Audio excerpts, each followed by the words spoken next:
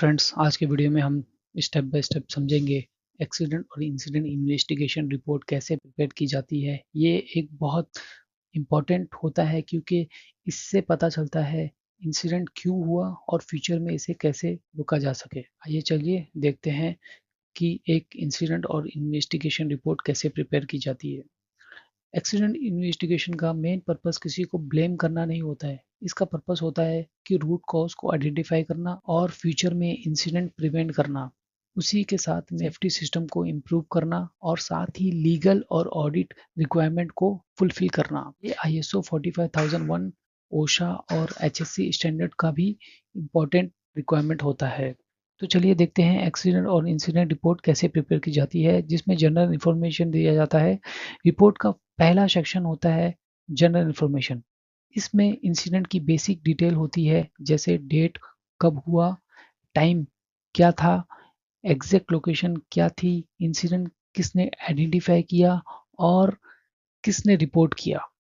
अब देखते हैं हमारा next session type of occurrence. यहाँ डिफाइन किया जाता है कि इंसिडेंट किस कैटेगरी में आता है। एग्जाम्पल नियर मिस की कैटेगरी में आता है, प्रॉपर्टी डैमेज की कैटेगरी में आता है, इंजरी की कैटेगरी में आता है, फायर इंसिडेंट में आता है और व्हीकल इंसिडेंट में आता है, या फिर अदर में आता है। फिर उसके बाद आपको लिखना पड़ेगा कि किस कैटेगरी में आता है। इस सेक्शन में हम रिस्क इवोल्यूशन करते हैं, जिसे हम दो चीज़ों में डिवाइड करके चेक करते हैं। सेवेरिटी, डैमेज कितना हुआ, और पॉसिबिलिटी, ये इंसिडेंट कितनी बार हो सकता है। इस सेक्शन में इंसिडेंट में इन्वॉल्व लोगों की डिटेल्स लिखी जाती है, जैसे कि की पर्सन, इमीडिएट सुपरवाइजर, ऑपरेटर या ड्राइवर और अदर डिपार्टमेंट्स। बाकी सब भी आप चाहे तो अपने हिसाब से मॉडिफाई कर सकते हो। इस सेक्शन में मेंशन किया जाता है कि इंसिडेंट के टाइम कौन सा इक्विपमेंट या टूल्स यूज हो रहा था। एग्जाम्पल के तौर पे आप समझ सकते हो लैडर, फोर्कलिफ्ट, पावर टूल्स और इलेक्ट्रिकल इक्विपमेंट। ये रिपोर्ट का सबसे इम्पोर्टेंट सेक्शन होता है।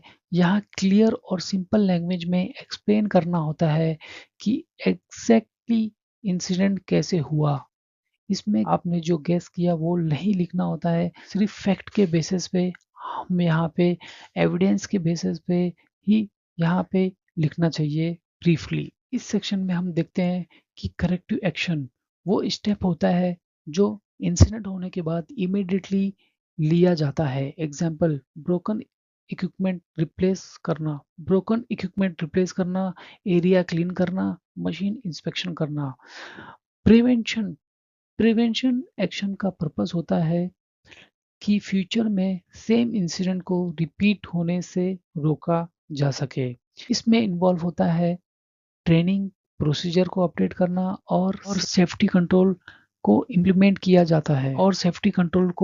किया जाता है। ये इन्वेस्टिगेशन का फाइनल और मोस्ट इम्पॉर्टेंट पार्ट होता है रूट कॉज एनालिसिस, जिसमें हमें पता चलता है डायरेक्ट कॉस्ट और इनडायरेक्ट कॉस्ट। डायरेक्ट कॉस्ट जो इमीडिएटली एक्सीडेंट का रीजन बनता है, और इनडायरेक्ट कॉज वो सिस्टम फेलियर जिससे एक इंसिडेंट होता है। उसके बाद में आप देख सकते हो यहाँ पे प्रिपेयर्ड बाय किसने प्रिपेयर किया और उसके बाद में किसने अप्रूव किया और क्लोज किया।